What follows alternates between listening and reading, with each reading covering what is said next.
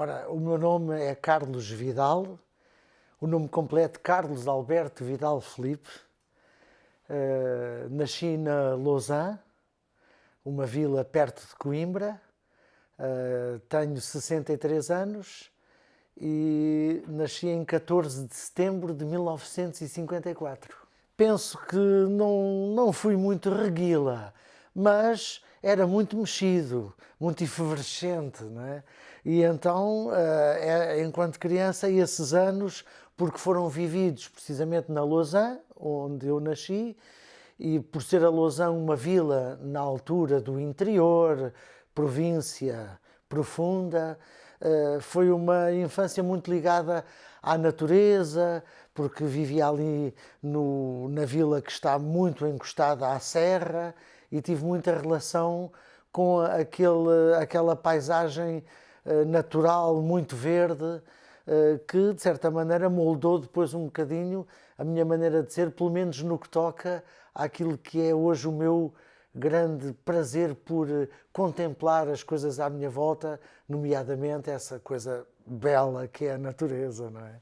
Fiz a minha escola primária lá e depois iniciei lá também digamos que o liceu. Aos 12 anos é que saí da Lausanne e vim então aqui para Lisboa, mais propriamente Cascais. Os meus pais emigraram para aqui e, claro, trouxeram-me. Aliás, sei que eles fizeram isso com a intenção de, para além deles, poderem proporcionar-me também um futuro melhor. E quando vim para cá, portanto, terminei depois aqui o liceu e na altura em que poderia, enfim, enverdar por uma qualquer outra situação académica, eis que entro para o Conservatório de Música, começo a dedicar-me totalmente à música e, portanto, em termos de escola, fiquei por aí. Não terminei o curso do Conservatório, porque, entretanto, comecei a gravar discos, a fazer espetáculos, a aparecer na televisão e isso terá feito de mim um pior aluno. Comecei a ficar ocupado com outras coisas. Mas o bocado que passei pelo Conservatório foi muito útil e mesmo, portanto, sem ter o curso completo, os conhecimentos que adquiri servem-me ainda hoje para me movimentar um pouco melhor aqui no meu trabalho.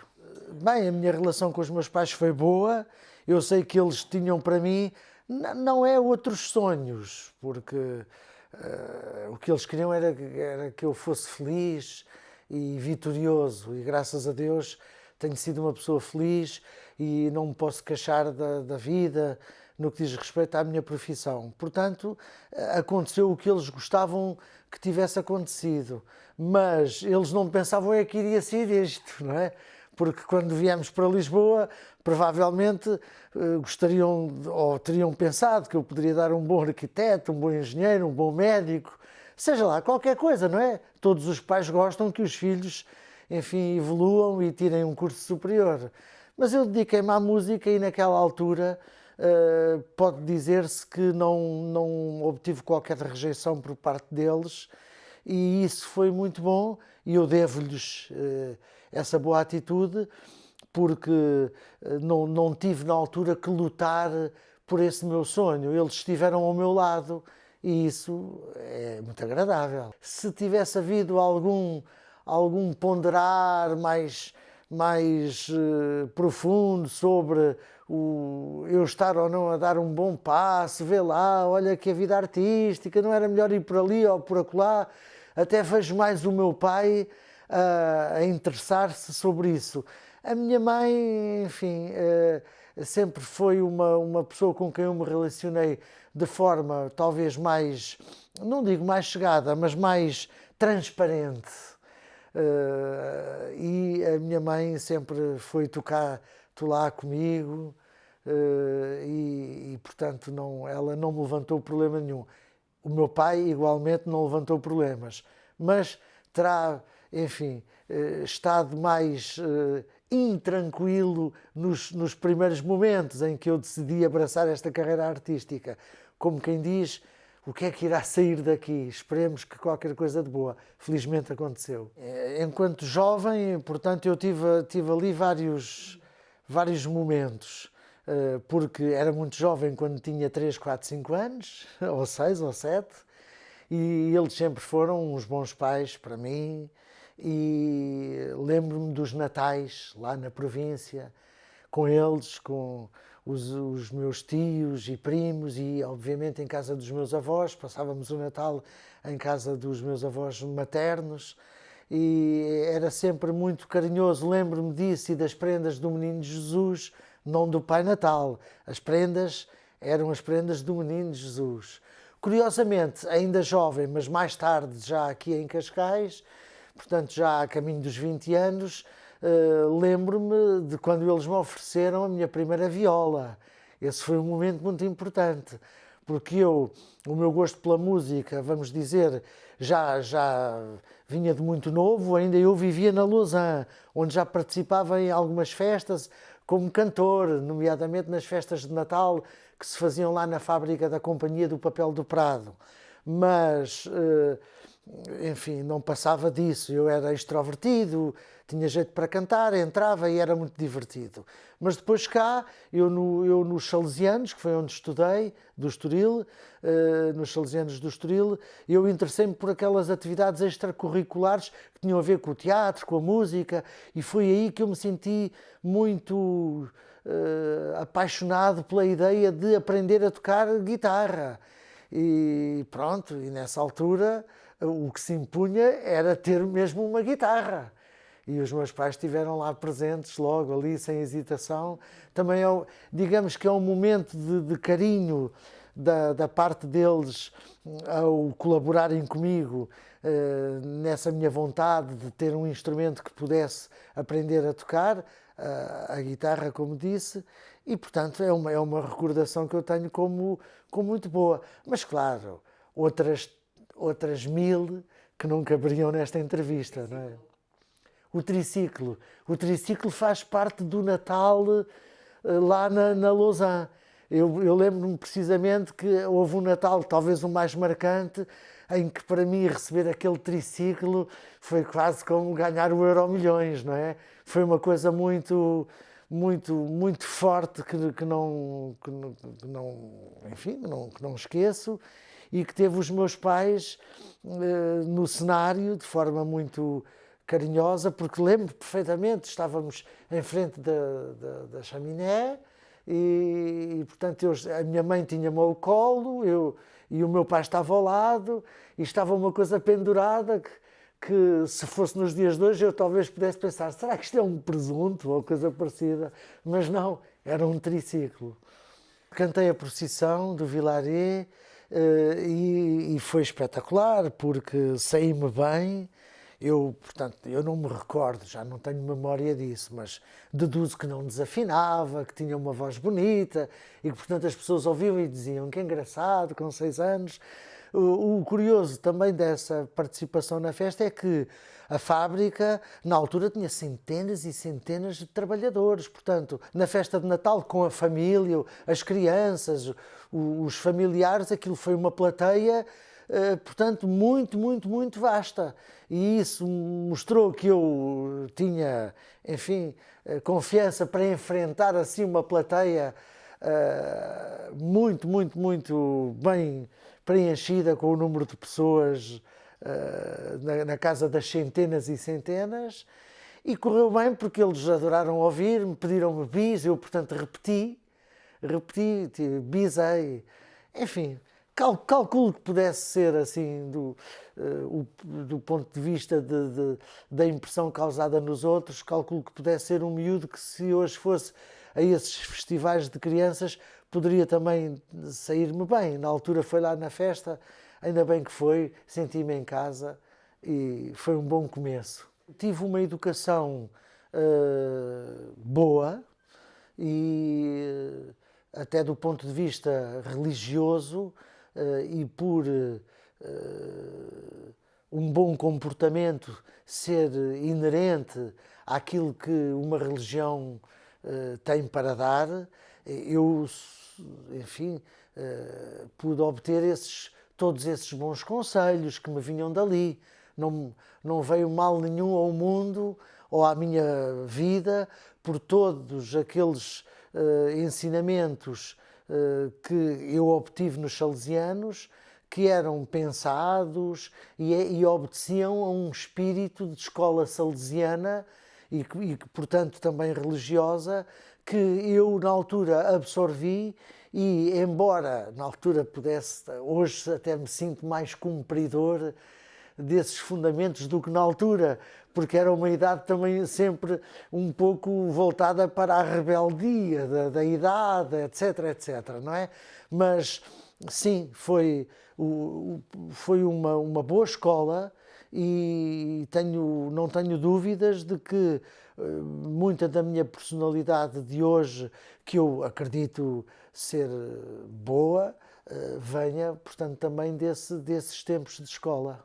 Estive em Jersey com uma namorada que tinha na altura e na altura até foi assim uma imigração que eu hoje, quando me lembro disso, penso, eu fui um bocadinho audacioso ou não medi bem as coisas. Não estou arrependido de o ter feito porque tudo correu bem, mas eu já tinha gravado alguns discos cá e já tinha uma carreira, digamos que em andamento, já ia à televisão, já fazia um ou outro espetáculo, estava muito no princípio, isso é verdade, mas depois surgiu essa oportunidade e eu fui.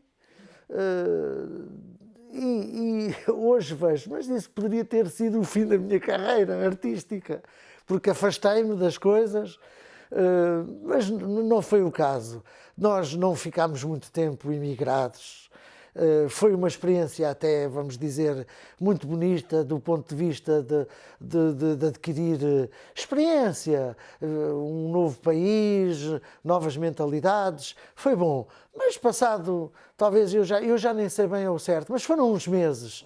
Nós regressámos e a minha carreira artística, felizmente, continuou. Costuma dizer-se, longe da vista, longe do coração, não aconteceu, ainda bem. Mas sinto hoje que poderei ter corrido esse risco.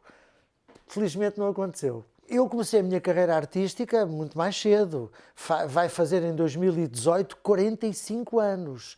O Avô Cantigas fez agora em 2017 35 anos. Portanto, eu antes de ser Avô Cantigas andei ali, pode dizer-se, 10 anos, quase 10 anos, a gravar discos, a fazer espetáculos, a alicerçar uma carreira que tudo indicava até iria continuar. Era um cantor, sei lá, era pop rock, digamos assim. Embora também tivesse feito umas incursões logo no início na cantiga mais popular, quase folclórica, porque eu também tenho essa facilidade em ser versátil em termos musicais e na altura comecei com essas características até um pouco folclóricas, mas dentro enfim, do estilo de canções, não é? Não propriamente folclore genuíno. Mas depois, enfim, com as influências daquelas décadas fantásticas de 70 e 80, eu, enfim, tornei-me mais pop, mais rock. Só que depois, em 1982, surgiu de facto este projeto. O Avô Cantigas